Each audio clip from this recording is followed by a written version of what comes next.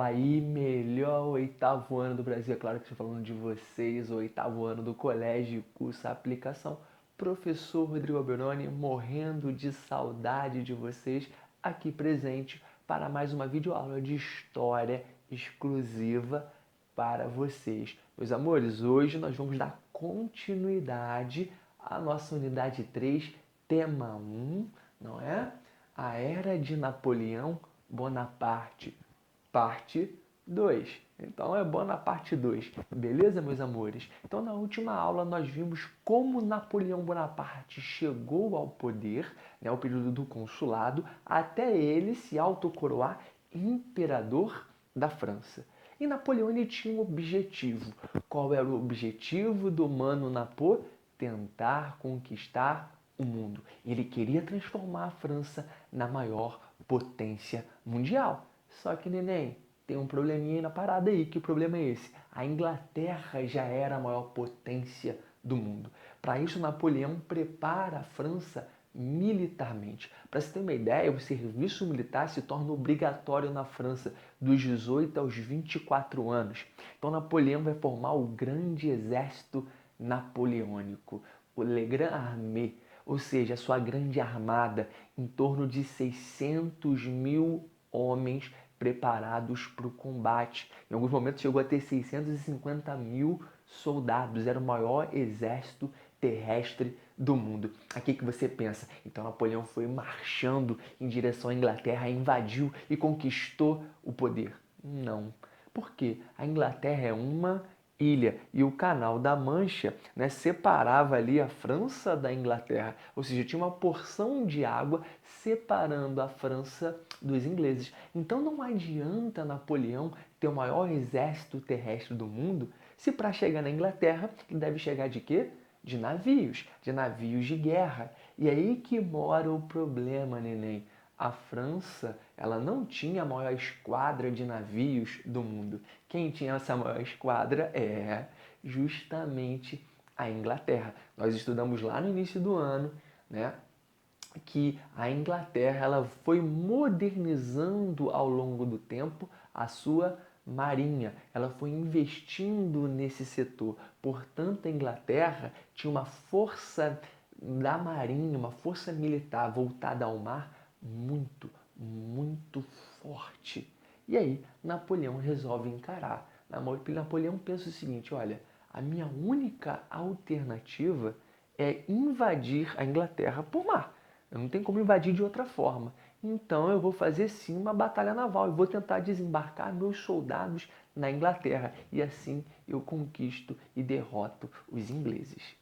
Só que Napoleão ele não iria fazer isso sozinho. Ele vai pedir auxílio da Espanha. A Espanha vinha de uma série de conflitos com a Inglaterra também, tinha interesse, né, na derrota inglesa e resolve participar do conflito. Até porque anteriormente a Inglaterra já havia derrotado a Espanha, a invencível armada espanhola, numa batalha naval. E a Espanha queria vingança. Então temos aí a esquadra de Napoleão Bonaparte junto da esquadra espanhola para atacar a Inglaterra, que tinha a maior marinha de guerra do mundo.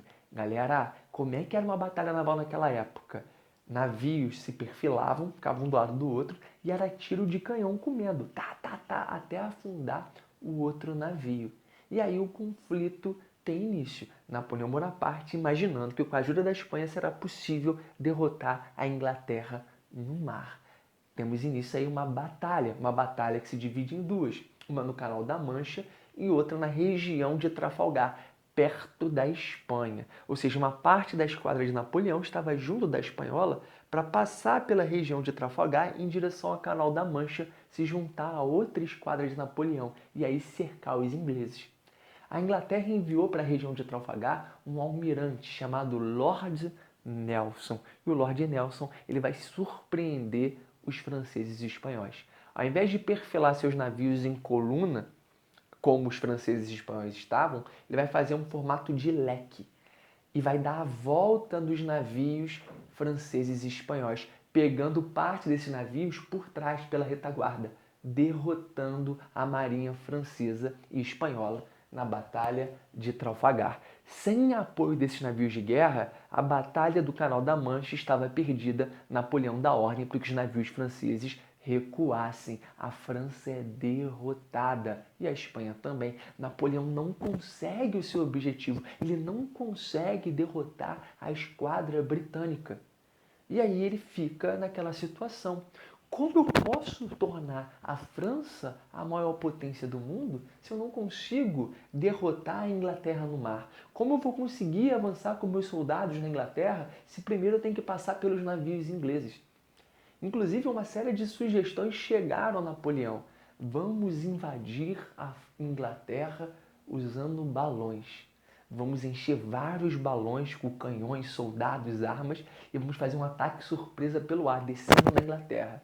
Napoleão até cogitou, só que ele percebeu o seguinte: para levar muitos soldados, canhões, arma, munição, alimento, seria necessária uma quantidade enorme de balões. Isso seria impossível, seria muito caro. Então pensaram Napoleão, por que a gente não constrói um túnel passando por debaixo da terra, que passaria debaixo do Canal da Mancha e chegaria até a Inglaterra? Aí você pensa, que doideira, professor, isso é impossível. Sim, para a época não era possível, mas hoje tem.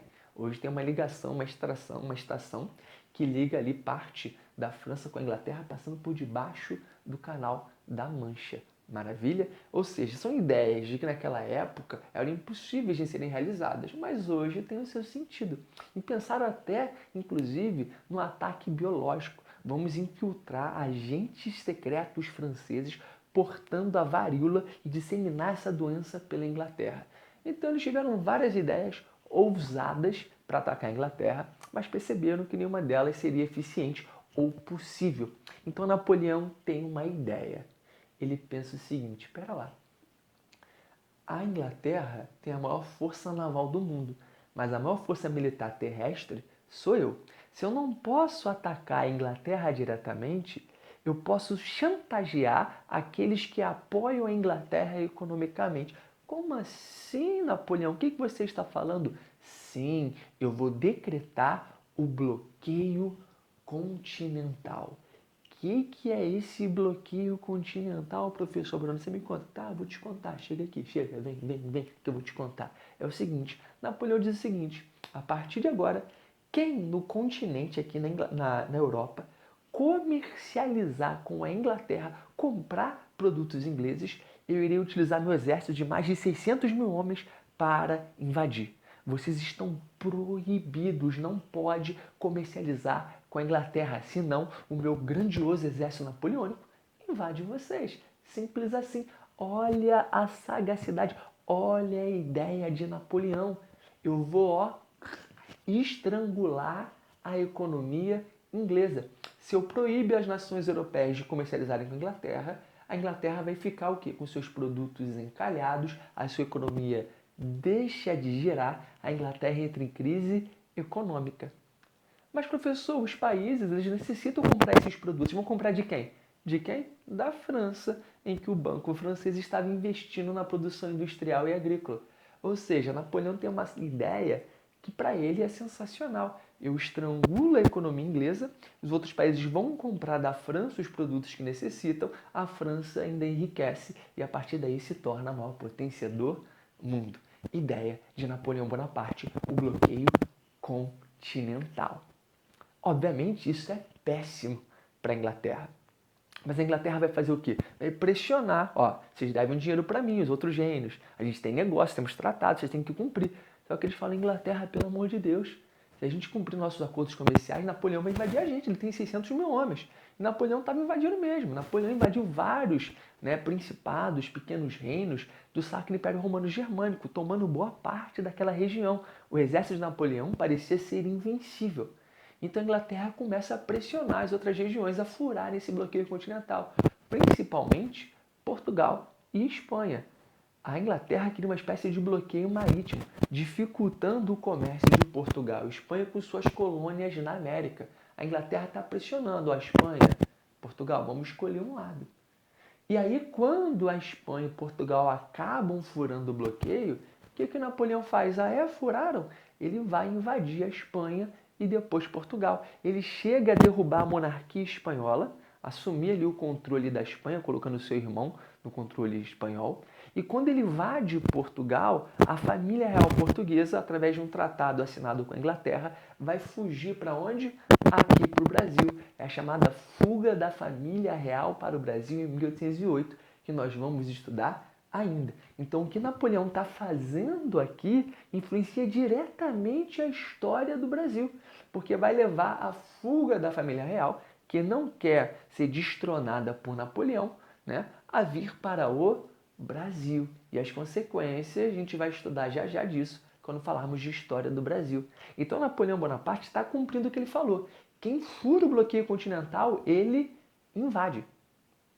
Só que os países são pressionados pela Inglaterra justamente para furar esse bloqueio. Inclusive também a Rússia, que tinha dívidas com os ingleses. Então a Rússia é mais um país a furar o bloqueio de Napoleão. Aí Napoleão fala, não, nananina não. Mais um país furando? A Rússia vai servir como exemplo.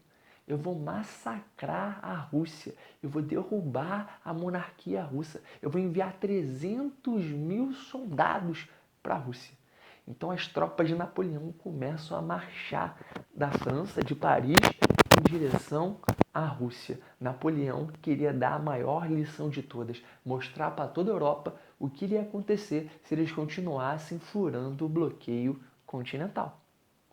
Napoleão não estava nem aí se a França não estava conseguindo suprir as necessidades desses reinos.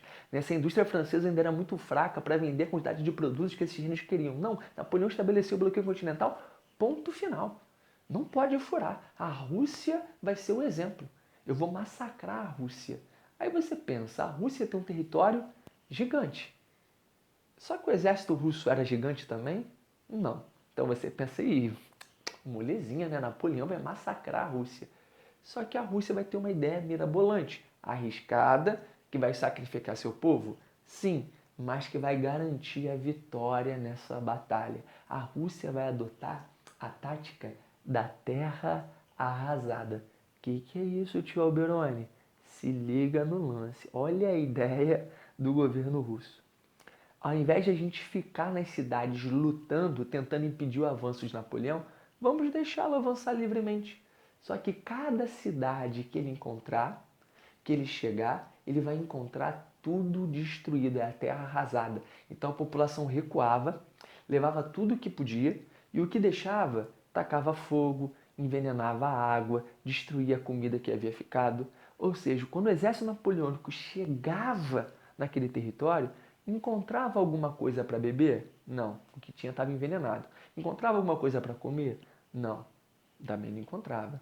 Encontrava um lugar para se abrigar direito? Também não, tudo queimado. Isso, obviamente, afeta a moral das tropas napoleônicas. O indivíduo, quando está no exército, ele pensa em saquear. Ele pensa, cada cidade que eu passar, eu vou roubar o que for possível, eu vou aumentar a minha riqueza também. Só que eles não encontravam nada, nem comida, nem água. Isso atrapalha o avanço das tropas. Era necessário pedir água, comida, tudo da França. Então as tropas começam a avançar lentamente sobre o território russo. E elas vão ficando muito incomodadas também, porque não estão tendo acesso a saques. Não estão podendo tirar nada daquele território, nada daquelas cidades. Para piorar a situação, Napoleão invade a Rússia no verão, porque ele sabe que o inverno russo ele é rigoroso. Porém, essa tática russa da terra arrasada está o quê? Está o quê, neném? Atrasando o avanço das tropas napoleônicas. Então, quando Napoleão finalmente chega em Moscou, chega à capital, ele também encontra a capital sem nada. Como é que ele vai tomar o poder da Rússia se ele não derrubou, se não teve nem guerra, se ele não derrubou a monarquia russa? E aí, para piorar, o que chega? O inverno. E aí, com o inverno, as tropas russas que estão acostumadas a lutar no frio, que estão equipadas para o frio, começam a fazer ataques rápidos às tropas de Napoleão. O que vai levar Napoleão a bater em retirada. Vamos sair desse território.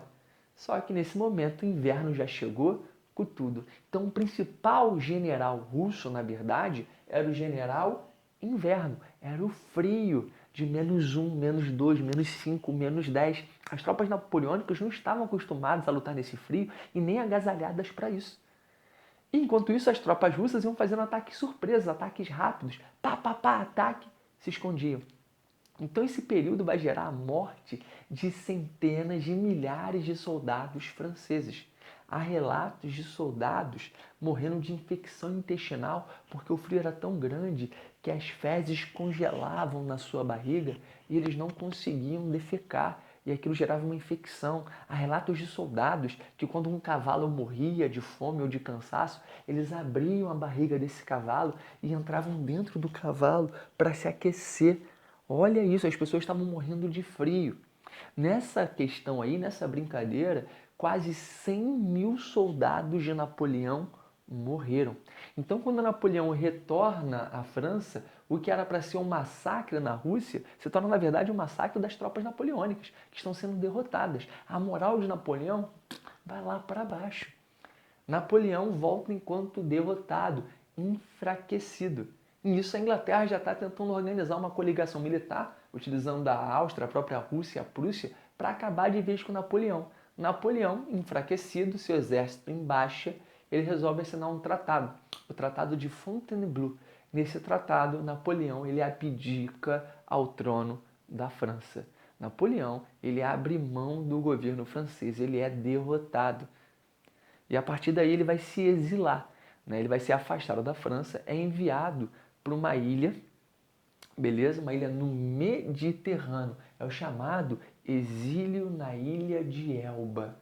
Nessa ilha, Napoleão se torna o imperador da ilha, tanto que ele era zoado. Falava, olha, para quem era o grande imperador do mundo, o imperador da maior potência, agora você é o imperador da menor ilha do Mediterrâneo, a ilha de Elba. Olha essa ideia. Só que Napoleão não estava ali de bobeira, não. Napoleão estava tramando uma volta à França. Mesmo ali cercado na ilha, ele conseguia manter contato com o exterior. Até porque na França, a dinastia de Bourbon, um descendente direto de Luís XVI, o Luís XVIII, havia assumido o trono. E o povo francês não estava muito satisfeito com isso não. Que história é essa da monarquia voltar? Que história é essa da família Bourbon, aquele mesmo do rei que foi guilhotinado, voltar ao poder? Então Napoleão, após ficar 9 meses na ilha de Elba, durante uma festa, um baile na ilha, ele consegue fugir. Diz relatos que ele cai da escada tentando fugir, torce o pé, que enfrenta soldados. Pode ser muito fantasioso esses relatos, mas de fato é que ele consegue chegar num barquinho que estava aguardando por ele, e desse barquinho ele retorna à França. E na França, imediatamente, o povo acolhe Napoleão. Napoleão voltou. Luís XVIII, lembrando do 16 que foi guilhotinado, faz o quê? Mete o pé, não vai ficar para ver não. E Napoleão volta a ser imperador da França. É o que nós chamamos de governo dos 100 dias. Só 100 dias de governo, 3 meses e pouquinho. Porque Napoleão Bonaparte sabia que rapidamente, a Inglaterra iria liderar uma nova coligação militar contra ele. Então ele vai convocar o maior exército possível naquele momento, cerca de 90 mil soldados, para invadir a Áustria, invadir a Prússia também, para tentar recuperar territórios e poder. E aí começa mais uma guerra. Napoleão vai em direção ali à Bélgica, enfrentando o exército prussiano e vai obtendo vitórias. Só que aí quis as condições climáticas que não favoreceram o Napoleão. Começou uma intensa chuva na região de Waterloo, na Bélgica, e essa intensa chuva deixou o território todo alagado, cheio de lama, dificultando o avanço de Napoleão. O exército napoleônico, galera, ele era muito famoso porque ele tinha canhões pesadíssimos, muito potentes. Só que esses canhões potentes, num território todo alagado, cheio de lama, começaram a atolar.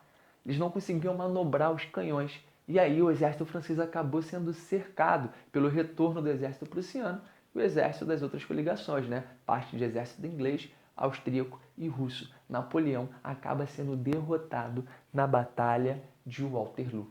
Napoleão perde a batalha e também perde a guerra. É capturado pelos ingleses e dessa vez não tem acordo. Ele vai ser enviado para a ilha de Santa Helena, no Atlântico Sul, próximo à África, bem longe da França.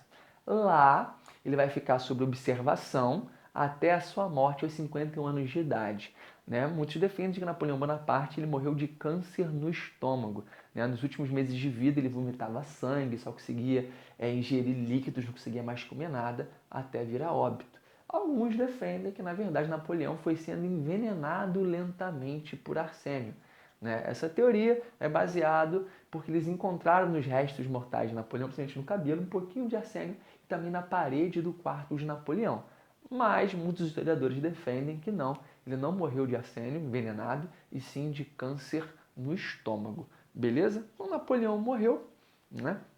A monarquia é restaurada na França e as potências vencedoras, Inglaterra, Áustria, Prússia, Rússia, vão formar o Congresso de Viena, organizado em Viena, na Áustria, que é para tentar reequilibrar e retomar como era a Europa antes de Napoleão. Então eles estabelecem o seguinte: restauração e legitimidade. Né? As famílias que foram derrotadas por Napoleão, retiradas do poder por Napoleão, tiveram que fugir da Europa, né, como a família portuguesa, terão direito a reassumir, a ter o seu trono restaurado e elas governarem pelo princípio da legitimidade. Os territórios tomados por Napoleão seriam devolvidos para garantir um equilíbrio de poder na Europa. Já os territórios fora da Europa ficariam, que pertenciam à França, ficariam sob o controle das potências vencedoras, sobretudo a Inglaterra. E por último, Áustria, Prússia e Rússia vão formar a Santa Aliança, uma aliança militar que teria como objetivo principal evitar novas revoluções liberais, como a Revolução Francesa, pela Europa. Então, se estourasse em qualquer região da Europa uma revolução de caráter iluminista, liberal, contra o antigo regime, Rússia, Áustria e Prússia enviariam tropas para sufocar essa revolução. Beleza, meus amores? Então aqui nós fechamos a segunda parte da era napoleônica, ou a era de Napoleão Bonaparte. O homem que tentaria conquistar o mundo, transformar a França na maior potência, terminou exilado numa ilha do Atlântico Sul, morrendo de câncer de estômago. Beleza, meus amores? Beijão, até a próxima. Tchau, tchau.